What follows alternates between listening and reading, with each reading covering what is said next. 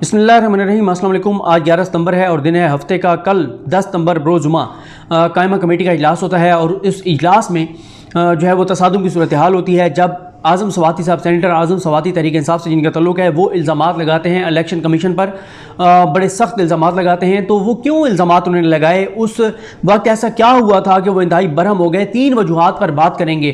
कल से मैं कोशिश कर रहा था लेकिन 24 से 28 घंटे बाद ये 3 वजूहात जो हैं वो मुझे पता चली हैं, जो मैंने कुछ सोर्सेज से बात की, जो लोग वहाँ पर मौजूद थे, जो उस कमेटी के मेंबरान थे। तो वो 3 वजूहात जो हैं वो मैं आपके सामने रखूँगा और साथ ही ये भी बात करेंगे कि कल जो प्रेस कॉन्फ्रेंस की 3 वज़रा ने, जिसमें फवाद चौधरी साहब थे, बाबर रवान साहब थे और आज़म स्वाति साहब थे, उनमें क्या हुआ। एक तो यह है कि बताया गया है कि कायमा कमेटी बराए पार्लिमानी अमूर की जब ये मीटिंग चल रही थी उसमें इलेक्शन कमीशन हुकाम भी आए।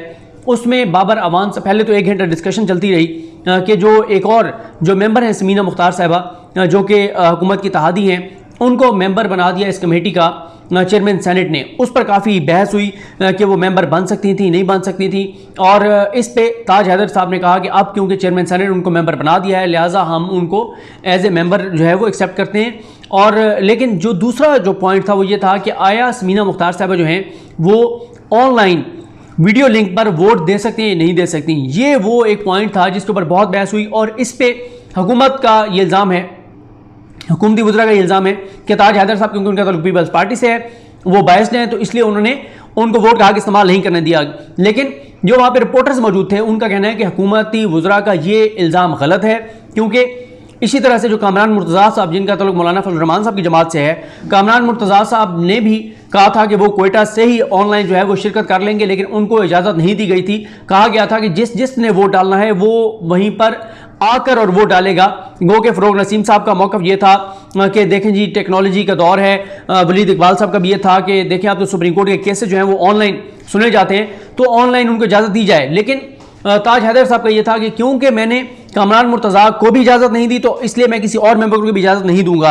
और दूसरा यहाँ पर यह भी आपको बता दूं कि जो ताज हैदर साहब के हवाले से ये हुकूमती वज़रा का इल्ज़ाम है कि वो शायद उनको बहुत ज़्यादा कसूरवार ठहराया जा रहा है, लेकिन वहाँ पर जो रिपोर्टर्स मौजूद थे या जो इससे पहले इस कमेटी को कवर करते रहे, उनका कहना है कि ताज हैदर साहब गो के उनका ताल्लुक पीपल्स पार्टी से है, लेकिन वो इस कमेटी को बेहतर अंदाज में कंडक्ट करते हैं। ये इल्ज़ाम उन पर गलत है कि वो पता नहीं कोई बहुत ज़्यादा जानिबदार हैं और ठीक तरह से जो है वो कमेटी को जो है वो नहीं चलाते। अब आ जाते हैं इस बात पर कि जब इस पॉइंट से आगे निकले कि समीना साहिबा जो है वो मेंबर हो सकती हैं, नहीं हो सकती, ऑनलाइन वोट दे सकती हैं, नहीं दे सकती, और फिर जब उनको ऑनलाइन वोट देने की इजाज़त नहीं दी गई तो फिर हुकूमती अरकान भी जो मेंबरान थे वो भी वॉकआउट कर गए।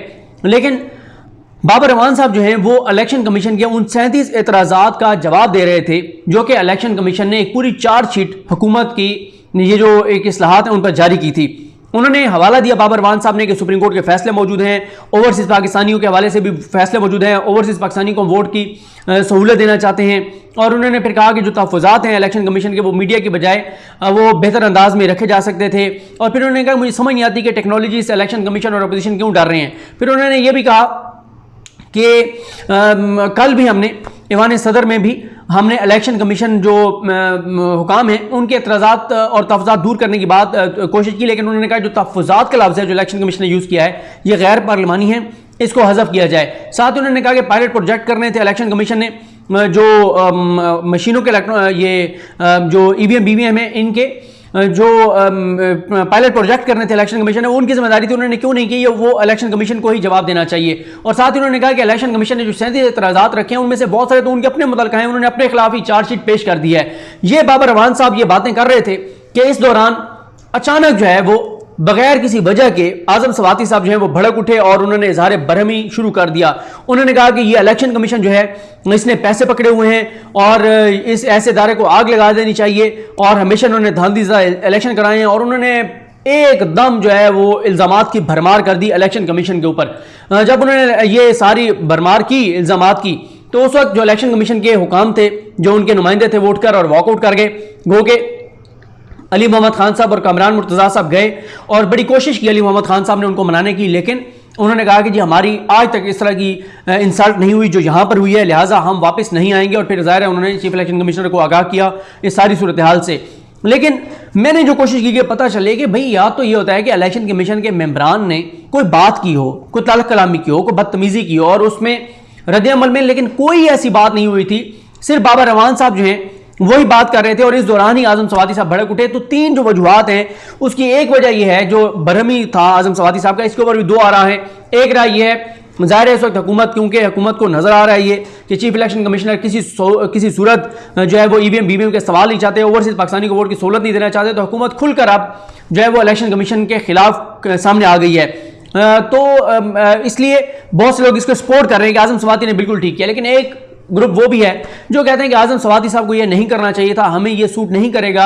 किस तरह से हम एक आईनी इदारे के सामने आ गए हैं, हमें कोई और ऑप्शन इस्तेमाल करने चाहिए थे, मामला आगे अदालतों में को के जाने, वहां जाके हमें बेहतर अंदाज से करना चाहिए था। ये इस तरह से इल्जामात लगा के हमने अपने वोटर्स को खुश कर दिया है, हमने अपने लोगों को खुश कर दिया कि देखें वो, क्योंकि पीटीआई का वोटर भी ज़रा इस तरह के मिजाज क्या है कि वो भी कहते हैं कि बस काम उठा के रखें और ये कर दें वो कर दें, और बड़ा बड़ा वो सख्त वो कहते हैं कि हर जगह पे मौक़िफ़ होना चाहिए। लेकिन एक तरीके इंसाफ के अंदर ग्रुप ऐसा है जो कहते हैं कि ये नहीं होना चाहिए था, ये आजम सवाती साहब को नहीं करना चाहिए था।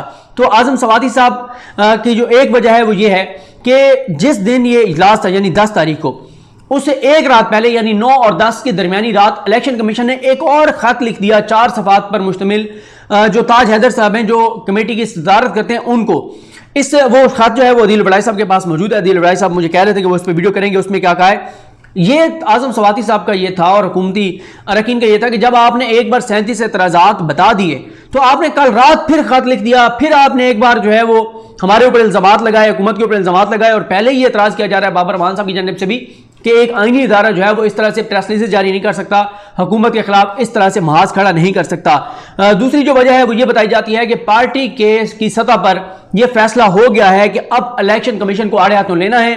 तो ये क्योंकि उन्हें पता था आजम सवाती साहब को कि ये पार्टी की सतह पे फैसला हो चुका है कि अब इलेक्शन कमीशन को आड़े हाथों लेना है, और जब जाहिर है जब आपको अपनी लीडरशिप का पता हो कि आपकी लीडरशिप का एक शख्सियत या एक इदारे के मुतालिक मौक़िफ़ यह है, तो फिर आप जो है वो जाहिर है फिर आप एग्रेसिव होते हैं ताकि लीडरशिप भी खुश हो, और आपको पूरी एक पार्टी की एक तरह से जब एक डिसीजन हो जाता है, पहले इख्तिलाफ राय होता है कि होना चाहिए नहीं, जब फैसला हो गया है एक तरह से कि जी करना है, तो फिर आपको एक तरह से पार्टी की बैक जो है वो भी हासिल होती है।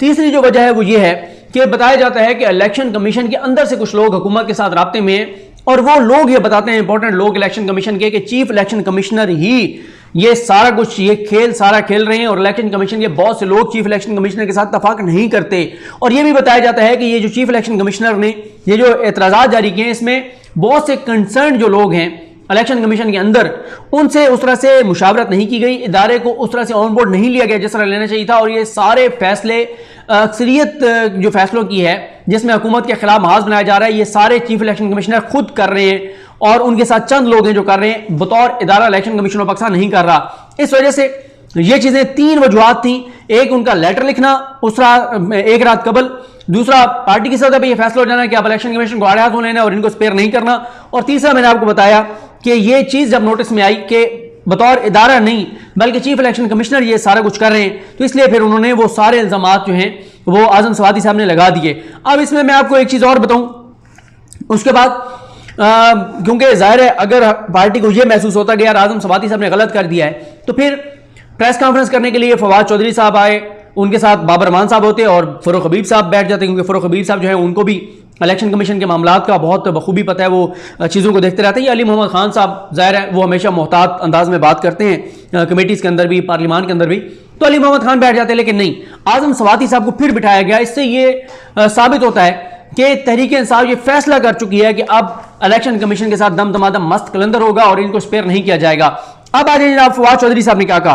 फवाद चौधरी साहब ने कहा कि इलेक्शन कमीशन जो है वो जानिबदार है और अपोजिशन का हेडक्वार्टर बना हुआ है, और जो मुहिम चलाई जा रही है इलेक्शन कमीशन की जानिब से। फिर उन्होंने 2013 के इलेक्शन का जिक्र किया, इमरान खान ने नवाज शरीफ को मुबारकबाद दी और साथ कहा कि 4 हल्के खुलने चाहिए, इलेक्शन इस्लाहात होनी चाहिए। सुप्रीम कोर्ट ने भी कहा कि टेक्नोलॉजी का इस्तेमाल होना चाहिए। फवाद चौधरी कहते हैं कि इलेक्शन कमीशन पाकिस्तान की मंतक अजीबो गरीब है कि पार्लियामेंट हमें ना बताए कि निज़ाम क्या होगा। वो कहते हैं कि आर्टिकल 218 में लिखा हुआ है कि इलेक्शन कराना इलेक्शन कमीशन की जिम्मेदारी है कानून के मुताबिक, और कानून कौन बनाएगा? वो पार्लियामेंट बनाएगी। कोई भी मुल्क पार्लियामान के बकार को मजरूह नहीं होने देगा, और इसलिए कहते हैं वो पार्लियामेंट सुप्रीम है, कानून बनाना पार्लियामेंट का काम है, और उस कानून के मुताबिक इलेक्शन करवाना इलेक्शन कमीशन पाकिस्तान का काम है। वो कहते हैं कि चीफ इलेक्शन कमिश्नर को ज्यादा शौक आया हुआ है, वो अपोजिशन के माउथ पीस के तौर पर काम करना चाहते हैं। पूरा इलेक्शन कमीशन नहीं है। वही बात जो मैं आपको कह रहा था कि इनके नोटिस में कि पूरा इलेक्शन कमीशन उनके साथ नहीं है, चीफ इलेक्शन कमिश्नर ही हैं जो ये सारा कुछ करें। वो कहते हैं कि उनका नवाज शरीफ के साथ ताल्लुक होगा, वो नवाज शरीफ के साथ राब्ते में भी रहे हैं और नवाज शरीफ वगैरह के साथ ज़ाती हमदर्दी भी उनकी हो सकती है, लेकिन उनको पार्लियामेंट को मान कर चलना होगा। किसी भी शख्सियत को पार्लियामान को अंडरमाइन करने की इजाज़त नहीं देंगे।